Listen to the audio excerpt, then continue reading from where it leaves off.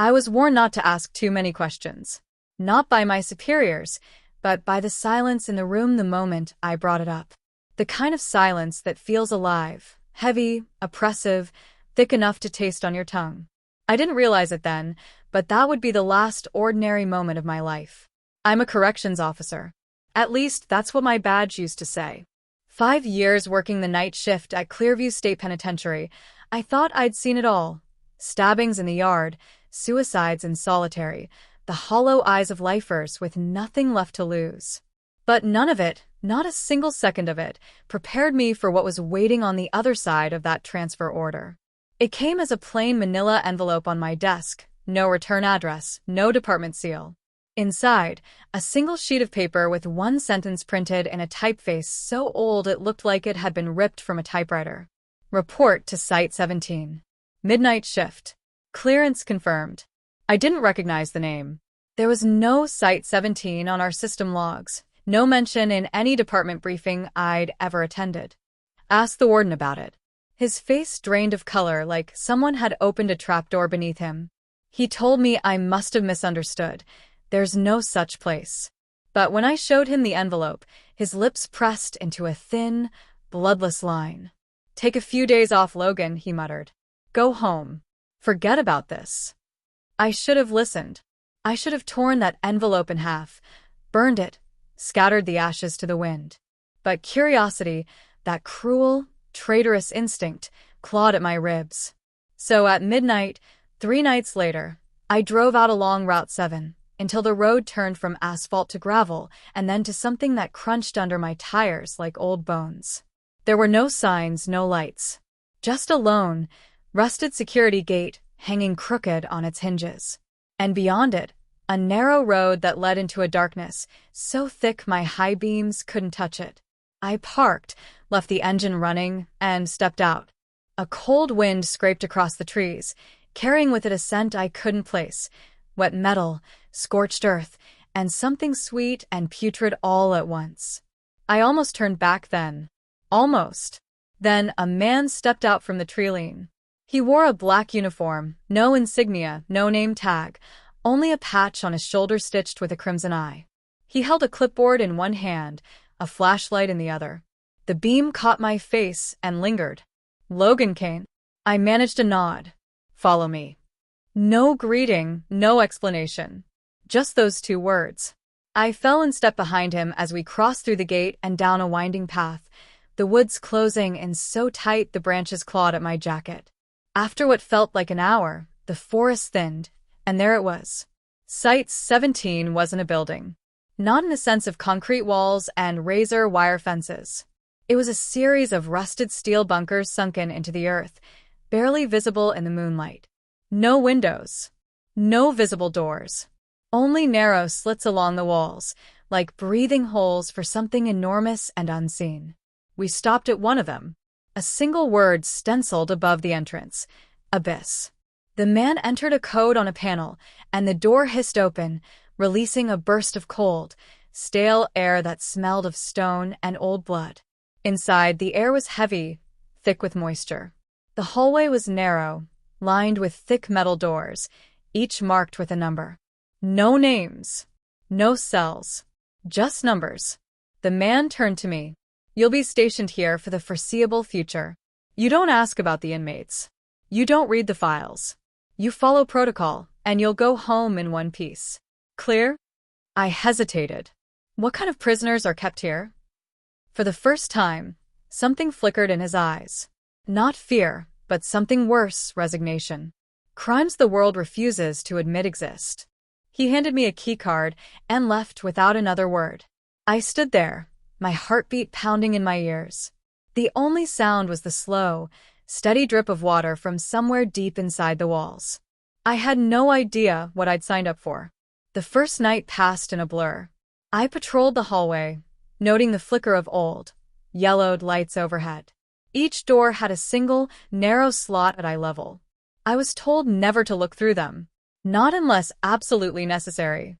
But curiosity is a disease. Around 3 a.m., I heard it. A soft, wet whisper from behind one of the doors. Logan. I froze. How the hell did they know my name?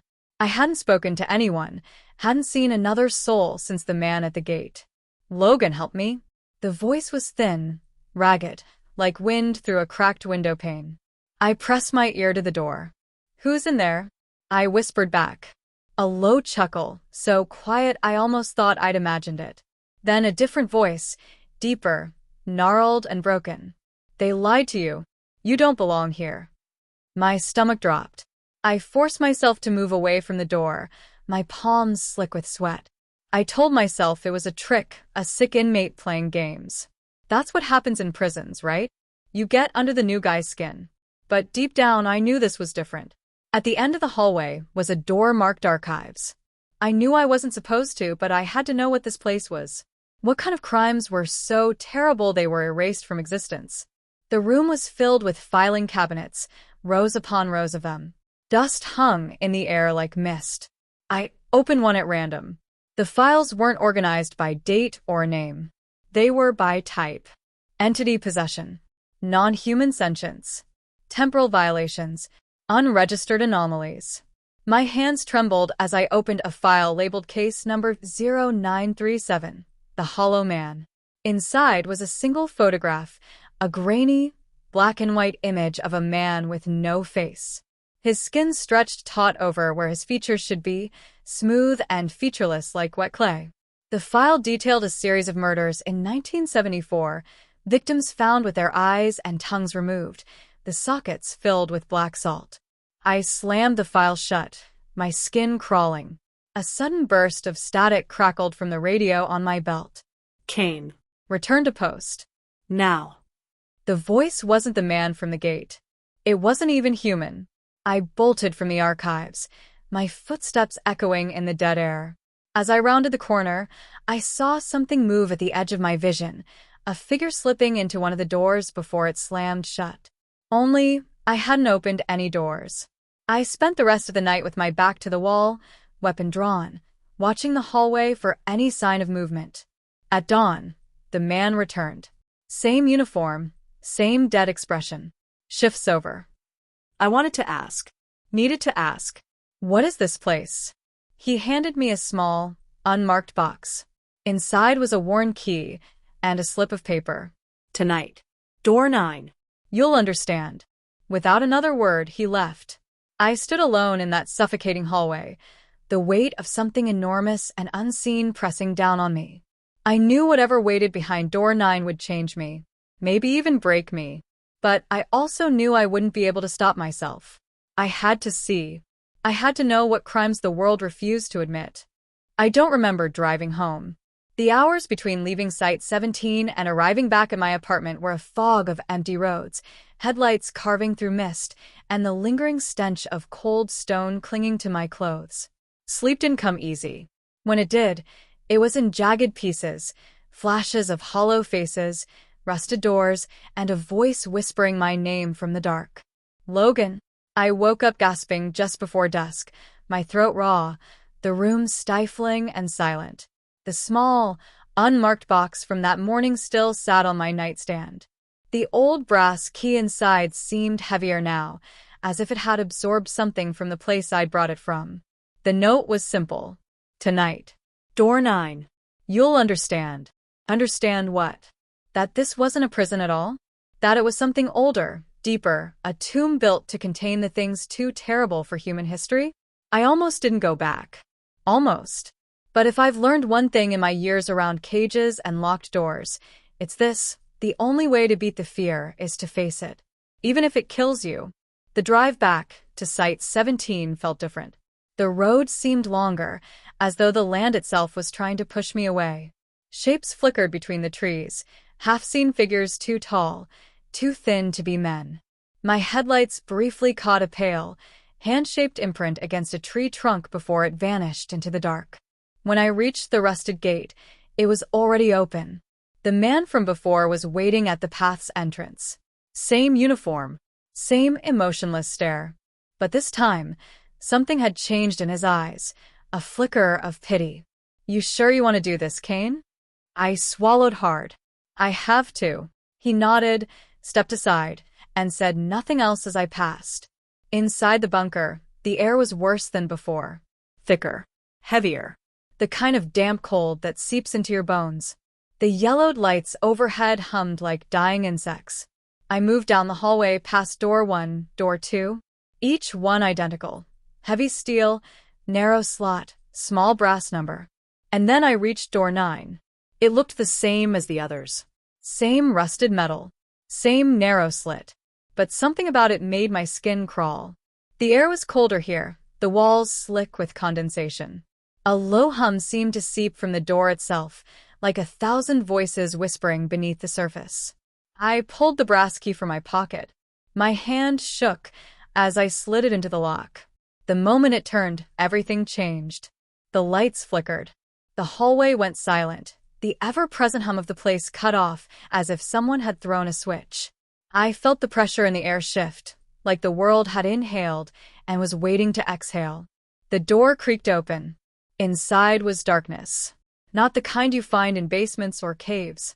This was deeper. Absolute. It swallowed the thin beam of my flashlight like a drop of ink in water. I hesitated at the threshold. Then something spoke from the black.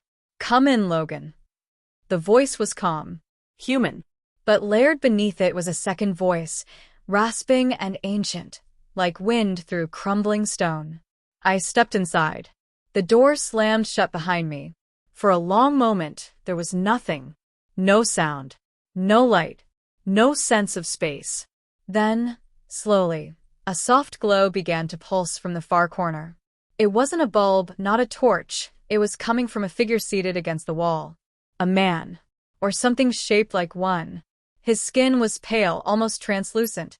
Eyes like hollow pits, black as obsidian.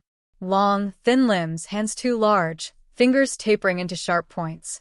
But it was the smile that froze my blood. Wide. Too wide. A grin stretched into a rictus of teeth, so white they seemed to glow. "You found me," he murmured. I couldn't speak. My throat felt stuffed with ice. He gestured to the empty floor in front of him. Sit. It's been so long since anyone opened this door. I stayed standing. "What are you?" I managed, my voice a hoarse whisper. The figure tilted its head.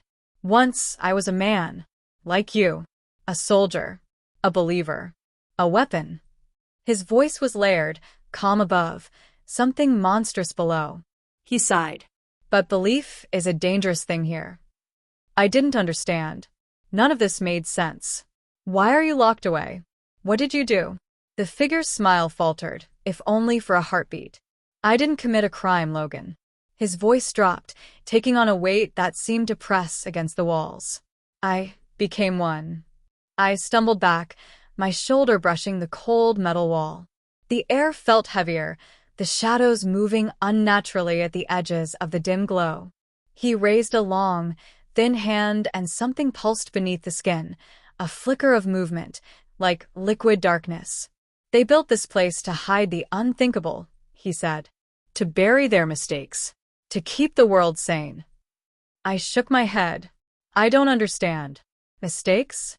Like what?" His gaze met mine. The darkness in his eyes seemed bottomless. "You've seen the files, haven't you? The Hollow Man.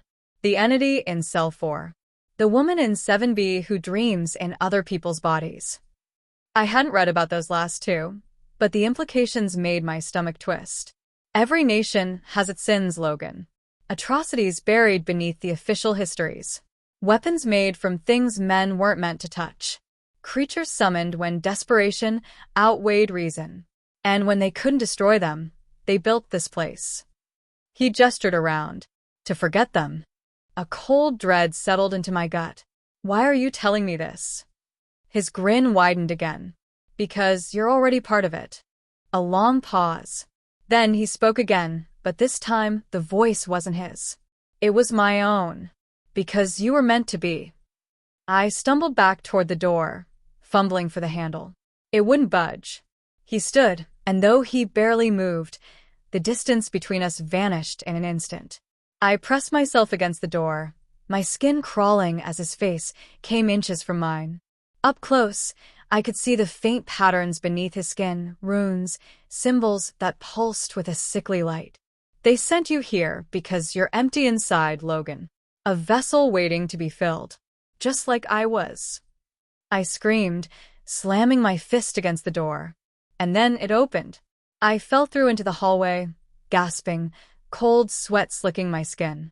The man in the black uniform was there, as if he'd been waiting. Without a word, he helped me to my feet. What the hell is that thing? I choked out. He looked past me, toward the door. That's the prototype. The first attempt. He handed me a file. My hands trembled as I opened it. Subject: Number 0001, Abel Kane. Crime: Attempted ascension / unauthorized entity melding. Status: Containment permanent. Interaction: Discouraged. The photograph showed the same pale figure. Only this time, he wasn't in a cell. He was standing beside men in military uniforms, smiling. The date read 1954. I looked up at the man. What do you mean, the first attempt? He didn't answer. Just gave a slight shake of his head. You should go home, Kane. Take the next shift off. I wanted to argue, to demand answers, but the look in his eyes stopped me cold. I left Site 17 that night, but sleep never came. Every time I closed my eyes, I saw that grin. And the words he'd left me with still echo in my head. You're already part of it. I didn't go home after that night. Not really. Sure, I left Site 17, drove back to my apartment, sat in my kitchen under the flickering light for hours, but I wasn't home. Something inside me had shifted the moment I opened door 9, like a splinter buried too deep to dig out. The world outside felt unreal, too clean, too quiet. And everywhere I went, I felt his eyes on me. The prototype. Abel Kane. I couldn't shake the sound of his voice in my head. You're already part of it. The following morning, a thick manila envelope sat outside my door. No return address. No stamp. Just my name scrawled in precise, military handwriting. Inside were two things. A small, black keycard with a worn magnetic strip. A single sheet of paper. Restricted access, sublevel E. 0200 hours. No cameras. No witnesses. And beneath that a single word, scrawled in ink. Answers. I should have burned it, tossed it in the trash. Pretended none of this had happened. But something inside me, call it curiosity, call it madness, wouldn't let go. I needed to know what was happening in that place. Who Abel Kane really was. And why, out of all the people in the world, they chose me. 0200 hours. Site 17. I drove in under cover of darkness.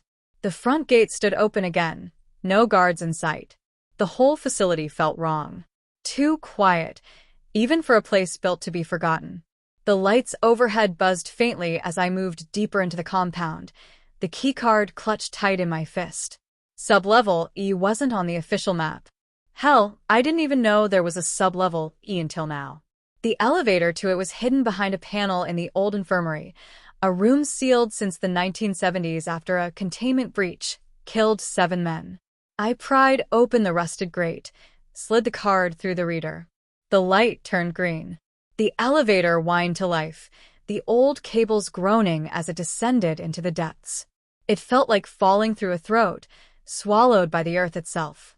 Sublevel E was different from the rest of the facility. The walls weren't concrete. They were stone. Ancient, carved with symbols I didn't recognize. The air was thick with damp, metallic rot. And it was cold. A deep, marrow-chilling cold that no heater could fix. The hallway stretched ahead, lit by a single flickering light. At the far end, a door. Prototype archive. Authorized personnel only. I slid the keycard through the lock. The door clicked open. And that's when the real nightmare began. Inside, the room was small. A narrow table. A single overhead bulb. Dozens of old film canisters and worn leather-bound files stacked against the walls. In the center sat a file labeled, Project Prototype, Abel Kane. I opened it with trembling hands. Case file, 0001. Subject, Abel Kane. Date of birth, unknown. Acquired, October 14, 1953. Initial status, civilian contractor. Operation Threshold. Operation Threshold. The name meant nothing to me, but my gut twisted all the same. Summary. Subject was identified as a suitable candidate for Project Prototype, a classified initiative aimed at creating a human entity hybrid capable of biological transcendence and metaphysical containment manipulation. Subject displayed unusually high resistance to psychic influence, rapid regenerative capability, and anomalous traits believed hereditary in origin. Incident Report, February 16, 1954. Subject 0001 initiated unauthorized entity melding with containment designate Epsilon 09 during controlled breach simulation.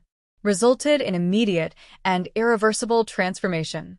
Subject terminated 3 personnel, exhibiting extreme biological mutations and cognitive dissociation.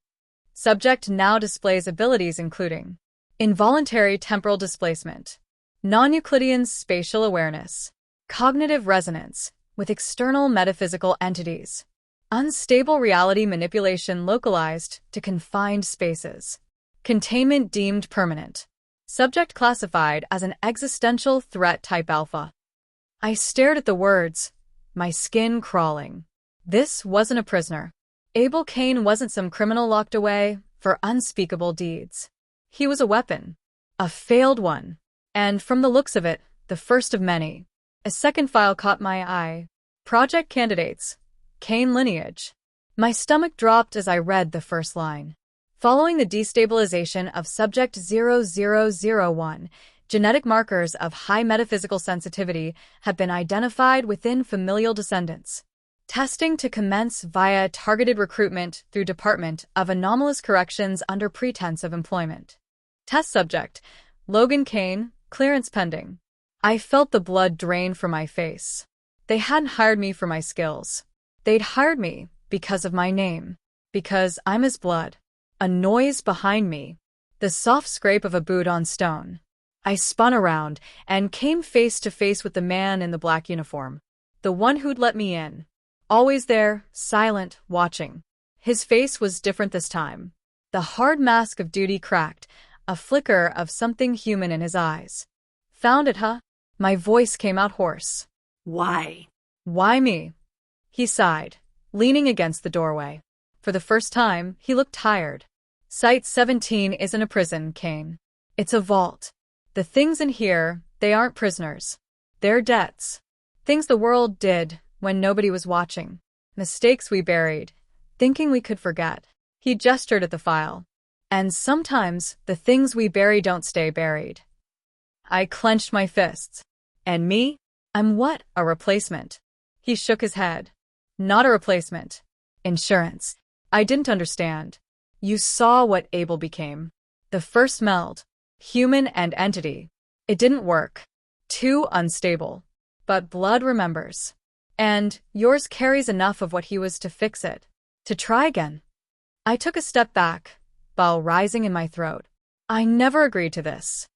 You didn't have to, he said quietly. They've been grooming you since birth. Every choice. Every job. Every transfer. They put you on this path. A hollow laugh escaped me. And what now? I'm supposed to just accept it. He reached into his pocket, pulling out a small, old-fashioned revolver. Set it on the table. You've got 2 options, Kane. Walk out that door. Forget everything. They'll let you live for a while. Or stay. Finish what Abel started. Find the rest of the files. Learn what's coming. I hesitated. He gave a sad smile. Either way, the world's ending. Might as well know why. He turned and left without another word. I stood there a long time, staring at the gun, at the files, at the ugly truth of it all. In the end, I didn't pick up the gun. I picked up the files. For clock hours. I moved deeper into sublevel E. The hallways twisted in impossible angles. Some corridors led back to themselves. Others dead-ended into sheer walls of black stone. The air grew heavier, each breath like breathing underwater. I found a room marked Project Ascendant. Inside were more files. Photographs of twisted figures. Human faces melted into impossible shapes. Names scribbled in red ink, some crossed out, Others circled. Project Initiates. Subject 0045, Elias March. Subject 0067, Nora Keene. Subject 0092, Logan Kane. The notes beneath my name. Subject viable. Psychological profile indicates high adaptability to metaphysical trauma.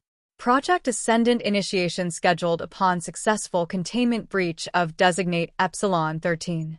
I froze. Epsilon 13. The last known anomaly housed at Site 17. A being so dangerous the files didn't even list its nature, only that if it ever escaped, protocol required the entire facility be sealed and destroyed. A note beside it. Containment compromised. 3:15 HRS. I checked my watch. 3:26. A deep, resonant vibration rattled through the floor beneath me. A distant, inhuman wail echoed from somewhere far below. They'd lost it. And now, according to these files, they were going to use me. The hallway lights snapped off one by one. In the distance, I heard the sound of something vast moving through the dark. Not footsteps. Something wetter. Heavier. Closer. I shoved the files into my bag, turned and ran. The lights above me snapped off one after the other, a cold, mechanical thunk that swallowed the corridor in creeping darkness.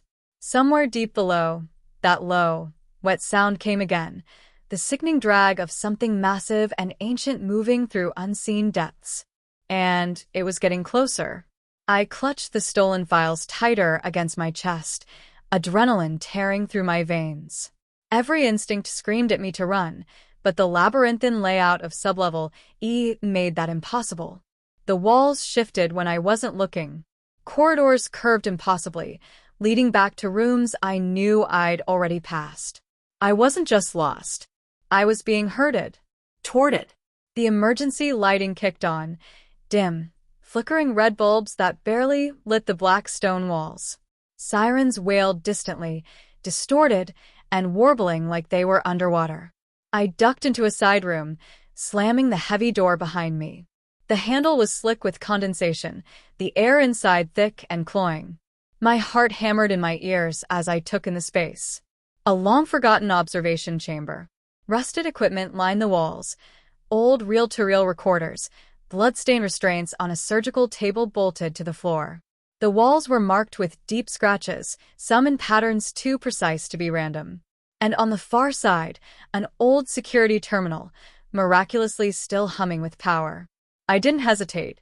The terminal's ancient green interface flickered to life, displaying a list of active protocols. One word caught my attention immediately. Breach protocol. Epsilon 13. I selected it. Containment failure confirmed. Casualty count, 42, estimated. Initiating site lockdown. A map of Site 17 blinked onto the screen, marking containment zones in sections of red. Most of the facility above sublevel D was already lost. Only a few isolated checkpoints and secure vaults remained intact. And sublevel E was completely dark. No life signs. No active security teams. I wasn't just alone. I was the last person alive down here. Or close enough. I skimmed through the breach report. The language was clinical, detached, but even through the cold jargon, the horror bled through. Epsilon 13 had never been meant to be contained. A classified anomaly, its very nature redacted in most of the files, with only cryptic references. Pre-civilization entity of unknown origin. Causal integrity hazard. Manifestation threshold. Cognition dependent. But one line stuck with me. Entity presence requires acknowledgement to manifest fully within a subject's reality anchor. In other words, the more you knew about it, the more real it became. And I'd just read half a dozen files naming it. I slammed my fist against the desk, nausea roiling in my gut. That wet dragging sound was louder now, somewhere beyond the observation room, moving with dreadful purpose. I didn't have much time. The terminal pinged again. A single message window appeared, addressed to me. Unauthorized user, Logan Kane, from Command Site 17. If you are reading this, Protocol Ascendant is in effect. You were never meant to survive this long. Proceed to sublevel F. Become what you were designed to be. I cursed under my breath. Sublevel F. I hadn't seen it on the map before, but now a new access point blinked on the display, a narrow maintenance tunnel just ahead. I didn't want to go, but I had nowhere else to run. 3:41 hours. I slipped back into the corridor, hugging the wall. The sirens overhead were dying one by one, leaving only the rhythmic pulse of emergency lights. The hallway felt alive, like the walls themselves were breathing. That dragging sound was constant now, a pulsing, wet rhythm. And then I saw it, a shape far down the hall, not entirely visible. It moved like a mass of shadow and flesh, shifting in unnatural ways. Limbs where there shouldn't be limbs. Eyes that blinked in patterns. A void that swallowed the light. Epsilon 13. It hadn't fully taken form yet, but it was close. And it wanted me. I ran. The maintenance hatch was old, rusted over, but I forced it open. A narrow ladder disappeared into darkness below. I didn't think, just grabbed the rungs and descended, the sound of the thing above growing fainter. But it didn't stop. I knew it was following. It always would. 3:49 hours. Sublevel F. I hit the bottom, landing hard on cracked stone. No lights down here. Just a dim, natural glow seeping from the walls themselves, a pale bioluminescence that made everything look sickly. This wasn't part of Site-17. It was older. Carvings lined the walls, crude depictions of human figures offering sacrifices to something vast and shapeless. Symbols I half recognized from the prototype files. A single, ancient door stood at the far end of the corridor, carved from stone. No lock, no keycard, but my name was etched into it. Kane. I pushed it open. Inside was a chamber that defied physics.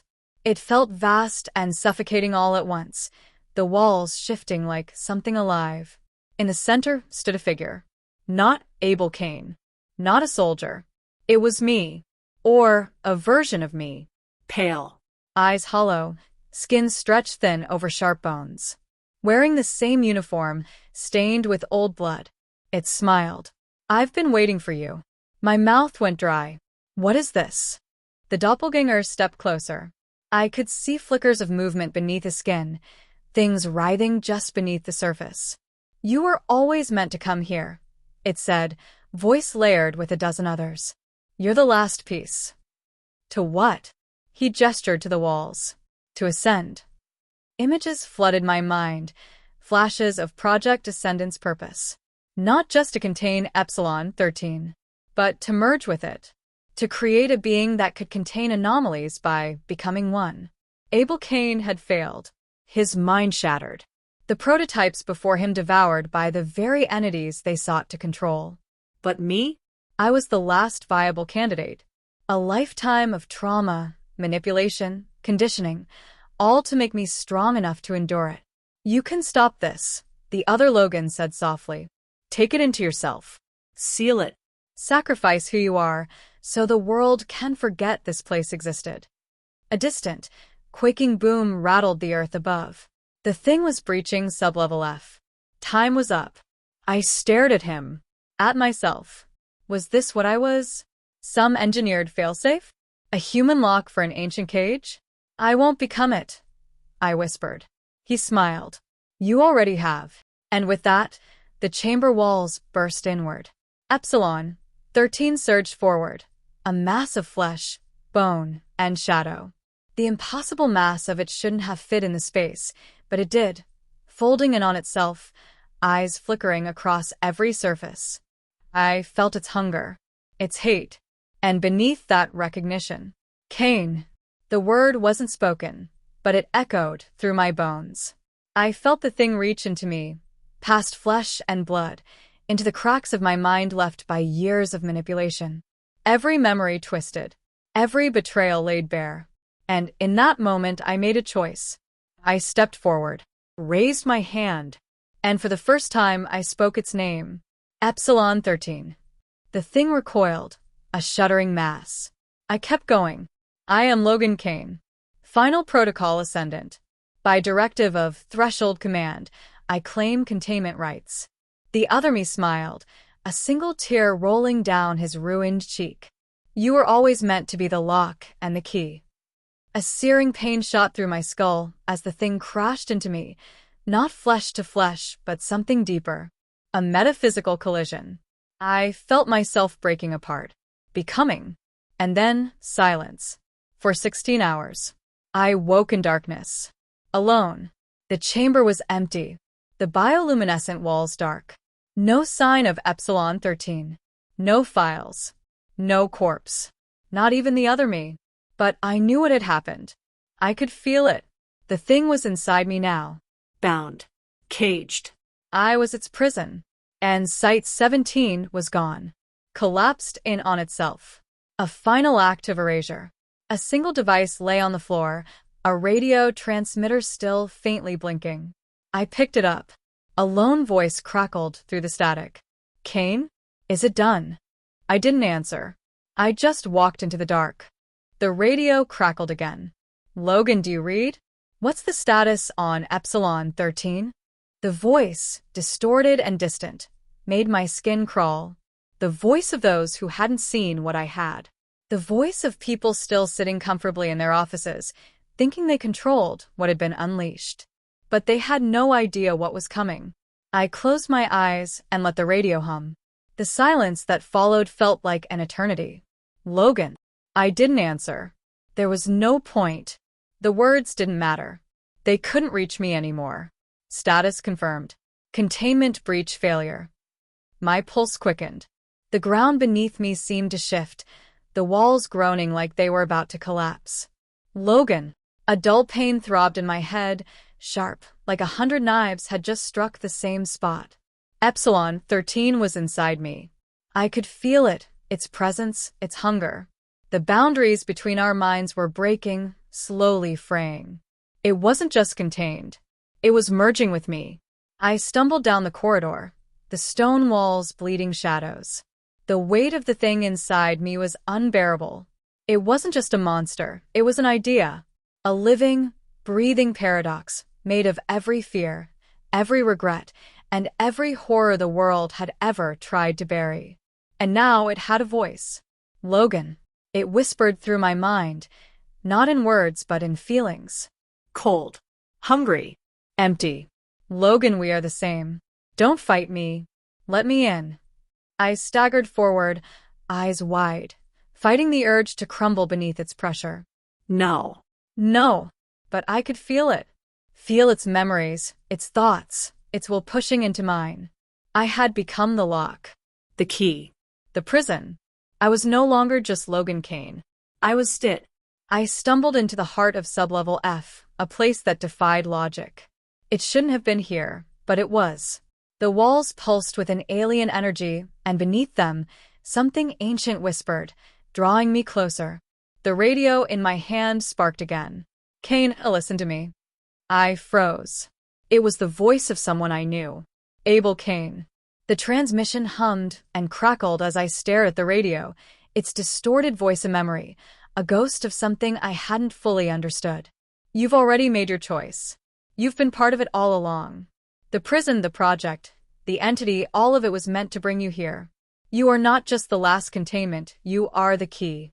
The world's last chance to understand what we have created. A horrific clarity washed over me.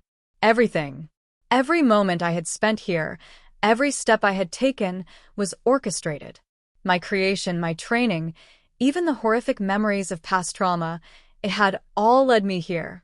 The shadows, the screams, the prison. I wasn't a victim of this place. I was built for it. The chamber in front of me was vast, endless. The walls stretched impossibly high, and from them, a single figure stood in the center. Epsilon 13, its true form, was no longer an amorphous blob of flesh and shadow. It was me. It was us. Its body twisted and shifted in patterns that bent reality. Hundreds of eyes blinked in unison, staring through me. But there was one difference now. One thing that made the creature mine. It was waiting. Logan. The voice, mine but not, rang out as the figure stepped forward. Its form morphed with each passing second, its limbs stretching and distorting like the bones of a forgotten god. We are one. We were always one. We were always meant to become one. I dropped the radio. The ground beneath me trembled, shaking as if the earth itself was trying to throw us off. The walls cracked open, revealing a cavernous void beneath. Cold air poured from the cracks. The thing reached toward me. Its hand, a grotesque imitation of my own, flickered with an otherworldly energy. I could feel it pulling at the edges of my soul. No. Not again. I won't be your prison. I screamed, the words tearing from me as my heart beat faster, my vision blurring with every second. The weight of it, the monstrous force inside me, threatened to crush me. But then, the connection snapped. I opened my eyes, and everything was different. The walls weren't stone anymore. They weren't part of Site 17. The floor beneath me was slick, wet, like the walls were growing into the very earth. No longer the sterile facility. The walls weren't solid. They were breathing. Logan. A voice. But this time it was mine. And I was not in control. Not fully. I could feel it. Feel the thing crawling behind my thoughts, waiting for the smallest breach to finish taking over. Logan, it's too late. The light dimmed. The air stank of decay. And then a massive crack. A terrifying sound. And then silence. I fell to my knees, gasping. The world had warped. The prison, it was gone. I was standing in the vast expanse of darkness, and the boundaries between what was real and what wasn't had completely dissolved. A nightmare. A world created by Epsilon 13. It was alive. And I was inside it. There was no way back. I had reached the end. The place that would never be understood. The prison that contained the crimes of the world had been erased. The world would forget. But I wouldn't.